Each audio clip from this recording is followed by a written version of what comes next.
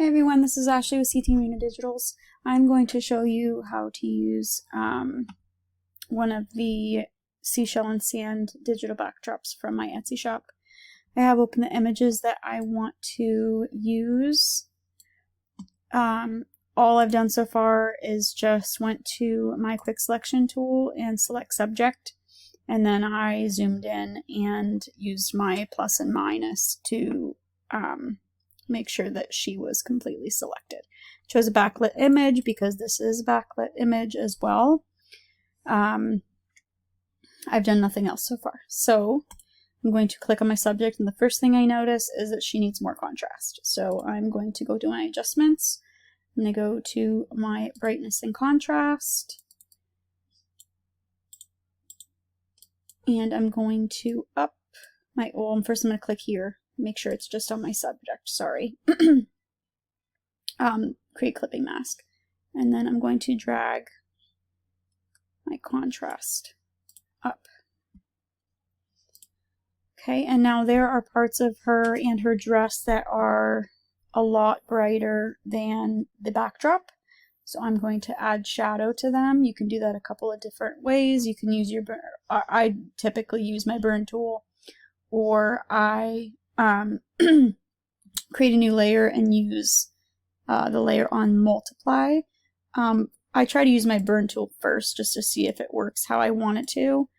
First, I'm going to go to the highlights with my burn tool. I'm going to leave it around 25%. And then I'm going to brush it on this side of her where more of the shadows would be.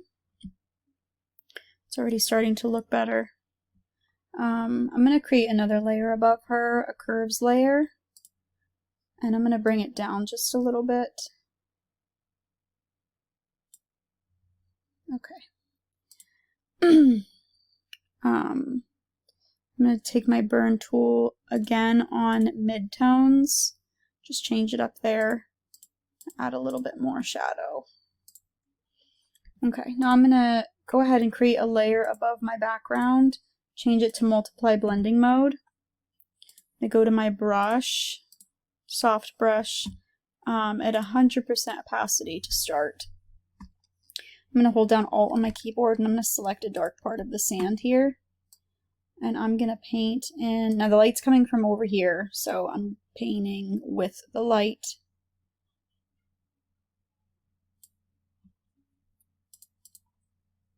I'm going to go back because I did not want to paint it in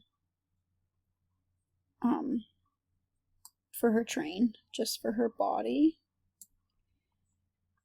Okay, I'm going to create a layer mask on that because I painted on my black brush. I'm going to paint some off. Paint it on like over here, and I don't want that. And now you can play around with the opacity. I'm just going to lower it just a tad because if I look around the backdrop, I want to match the shadows that are there. I'm going to create another layer on multiply. I'm going to add just a little bit in certain places. I like to do my shadows on different layers. Create a layer mask to brush off so I can work with them individually.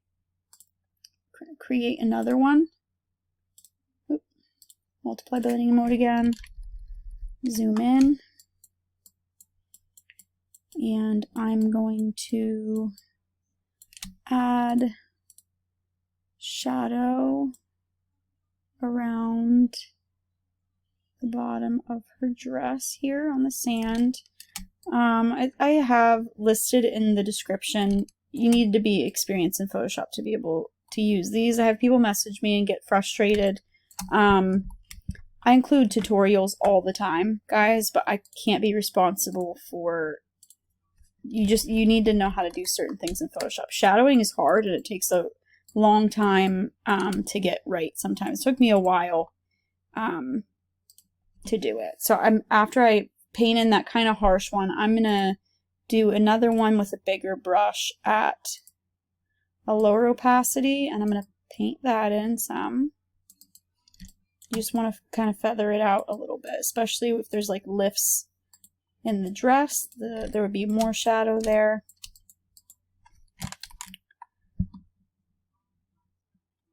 Okay, that looks good. for now. You can mess around with the opacity of that as well. Okay, so now I'm going to create a layer mask on my subject, and I'm going to zoom in, and I'm going to clean up the edges. So you would use a black brush at 100%, small brush, and go around and clean up the edges.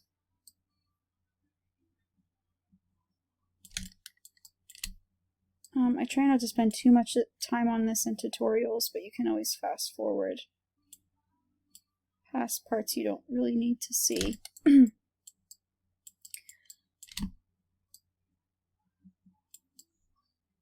If you blur your subjects at the end, like the edge of your subjects at the end before you flatten your image, you won't need to be so dialed in to how much you brush off.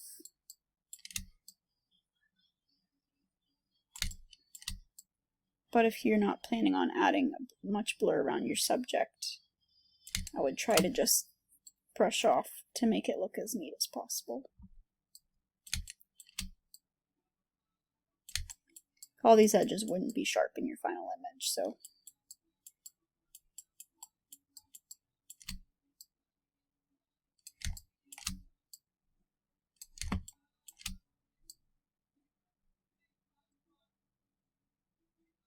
these are just little parts and pieces that were copied and pasted from my original image that shouldn't be there.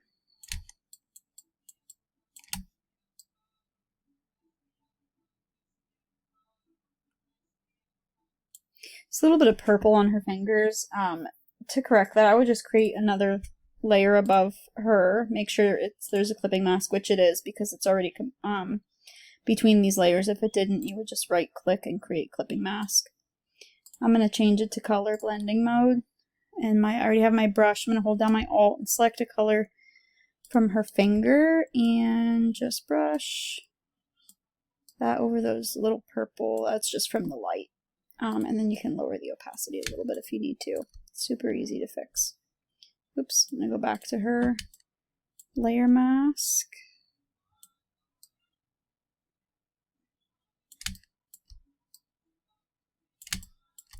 There's that purple again on her hand.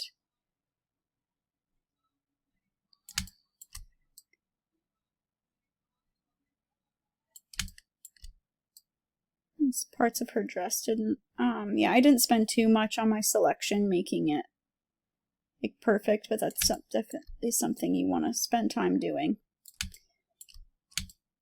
And then for her hair, I usually just lower the opacity quite a bit, and I brush little by little just to kind of feather. The select subject tool usually gets it pretty good. But this was bright white behind her, and this part of the backdrop isn't bright, so you're gonna have to do some painting off there. Okay, I'm gonna go back up to 100%.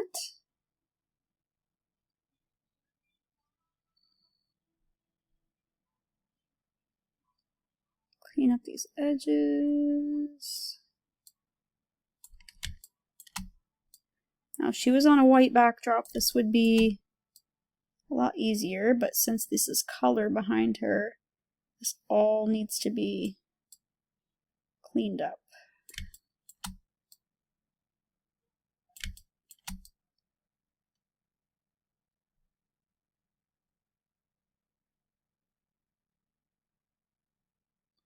Just try to make this look more natural up here without brushing off too much.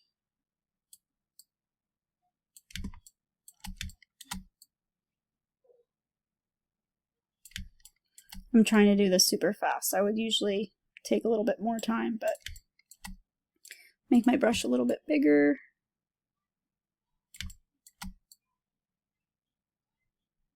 And you can lower the opacity and feather that in some more if you'd like around the hair. There's just this thin white line all the way around because I copied and pasted from a white backdrop. Okay, zoom back out. It's already starting to look a lot better. This white right here, I could tone that down a little bit, but if you look at like the highlights on the seashells in the back, they're pretty bright. So her white dress would naturally, for this photo, be pretty bright as well. I do want to add blur to the backdrop because she's far away from that wall. So I'm going to duplicate the background layer. I'm going to go up to Filter, Blur, Gaussian Blur. And you can play around with how much depth you want to add, like depending on like what lens you would like it to look like you use and what your aperture and everything was. But I'm probably going to do about 4.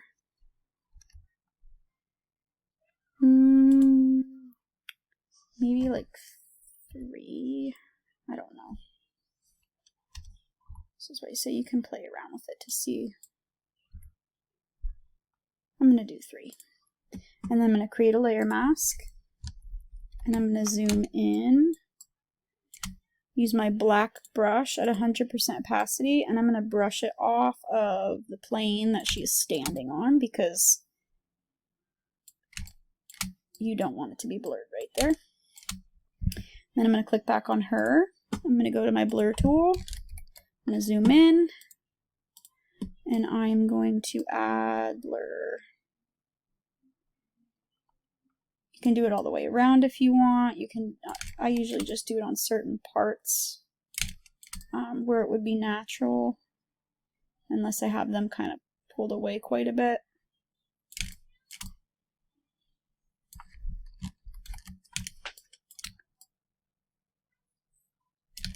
I don't want to add much there.